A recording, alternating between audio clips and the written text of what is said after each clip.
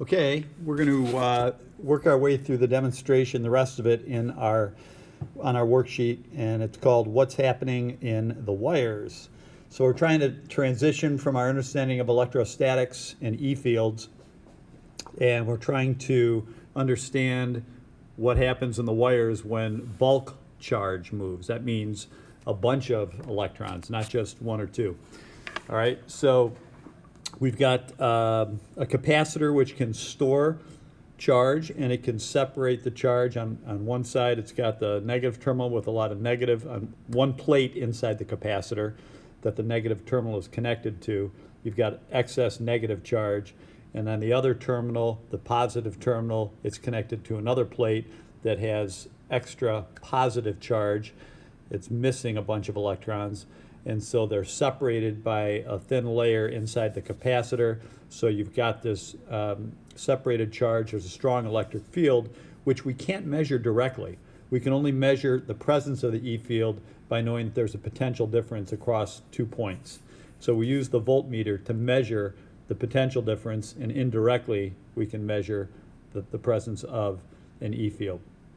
So we did the first the first page of the worksheet in class today. So we're going to start on number 4 on page 2.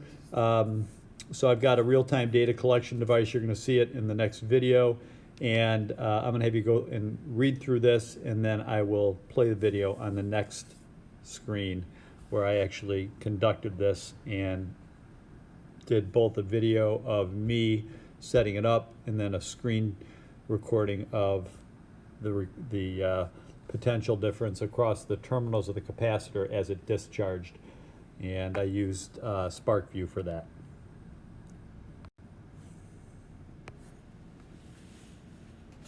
Okay guys, here's we're working our way through the worksheet. The next part of the worksheet, I think it's on the top of page 3, is, or actually middle of page 2, we're going to do a real-time data collection device, which is going to be a voltage sensor.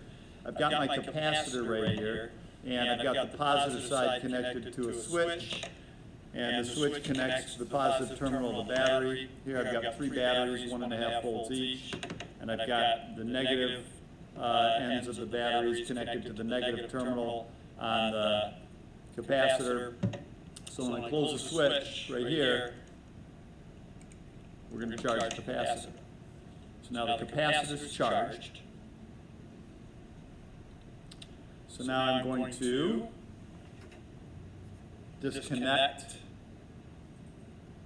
these 2 right here, get my batteries out of here, and then I'm going to connect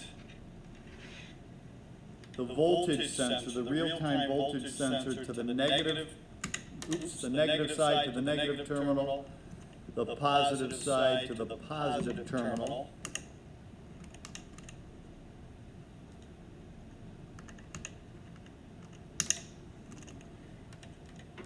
If I can get it.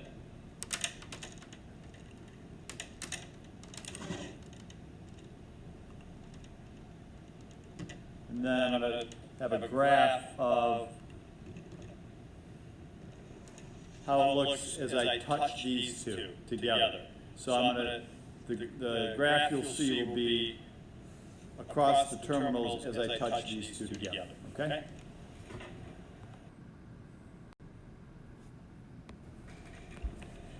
Okay guys, so I'm going to start recording now, data. So you can see across the capacitor terminals is a positive 4.5 volts. I'm going to touch the 2 leads together now. Drops very quickly, all right? I'm going to stop. I'm going to zoom in a little bit on that so you can kind of see what's going on there.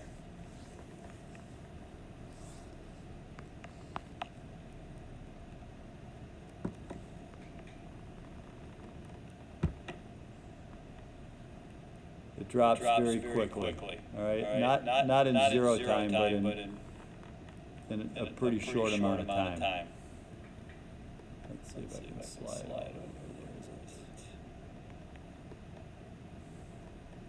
There it is. All right. So that gives you kind of a zoomed in view of it going from 4.5 volts down to 0. That's the discharge.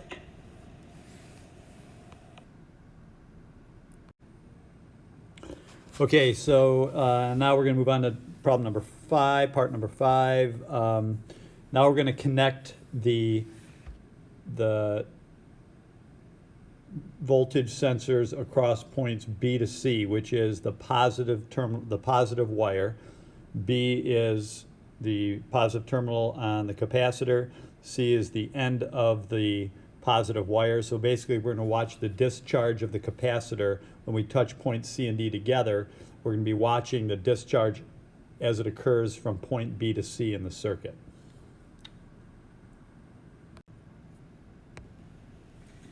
Okay, we're now on number 5. We're going to recharge the capacitor. So here's capacitor, negative terminal. So I've got my 3 batteries, switch is closed, and I've got the positive and the negative terminal connected on the capacitor, so this is charging.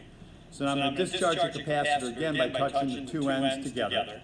So I'm going to touch these 2 ends together, but before I do, I'm going to connect the voltage sensors from point B. The negative terminal will be at point B, which is the positive terminal of the capacitor, and then point C is the end of the positive wire coming from the capacitor. Now I'm going to discharge it again, so you're going to see the voltage drop across the wire from B to C in your diagram, okay?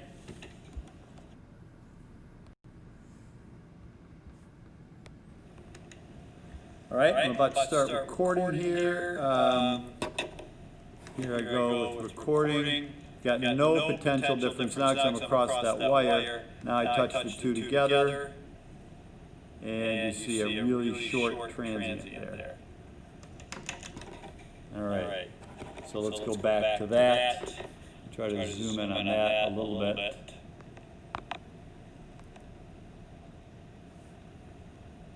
There it is.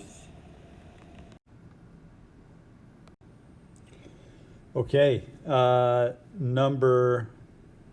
next page actually is the capacitor and the bulb. So now we've got 2 different bulbs. We got a long bulb and a short bulb, and we are going to discharge the charged capacitor across a light bulb. And I'm going to be measuring the potential difference across the capacitor terminals as we discharge the capacitor across 2 different light bulbs. Okay, in the next one we're going to discharge the capacitor through 2 different light bulbs. In part 2, number 1, we're going to have a long bulb, and in the next part we'll have a round bulb. Here's the difference between the 2. You can see the long bulb is kind of a tall, skinny bulb, and the round bulb is in my other hand. I'm not sure which side for you that would be, but it's the round one, right? So we start with this one right here. So what I'm going to do before I turn you off, I'm charging the capacitor. I've got the lights off so you can see the difference in brightness as I go from one to the other. Capacitor is charging up right now. What I'm going to do is I'm going to measure across the capacitor as I discharge across the long bulb.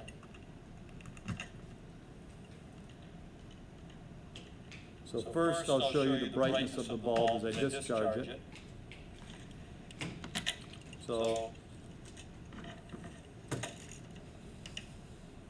all right, here we go. Switch is closed. Let's open the switch. I'll connect. All right, now I'm going to close the switch. You're looking at this bulb right here.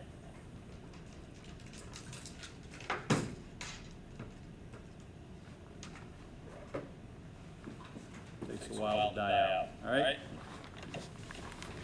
I'm going to charge it up again, and I'm going to let you watch the round bulb discharge side by side so you can kind of see if there's any difference between the 2. Okay? Charging the capacitor.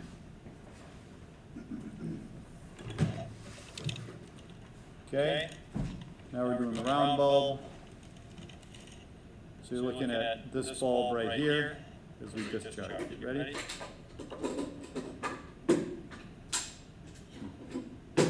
Brighter, longer, shorter, you decide. Okay? Then I'll show you on the screen as it was discharged. Okay, here's the screenshot. Okay, I'm going to start collecting data, and you can see I'm at 4.5 volts. I'm going to close the switch, and you're across points A to B right now. So it's A to B, discharging through the long bulb.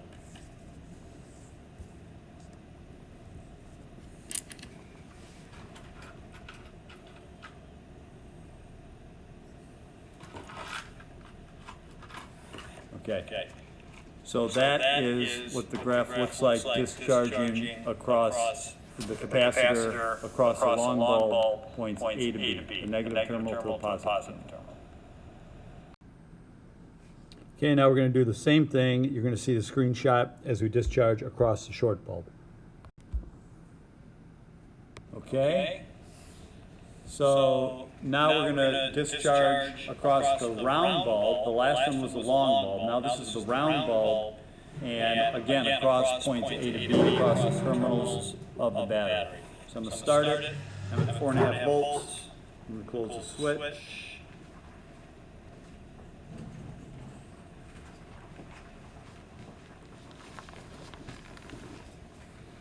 Okay, I'm going to turn on the last run.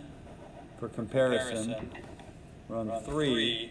So the long bulb is the brown curve, the round bulb is the green curve.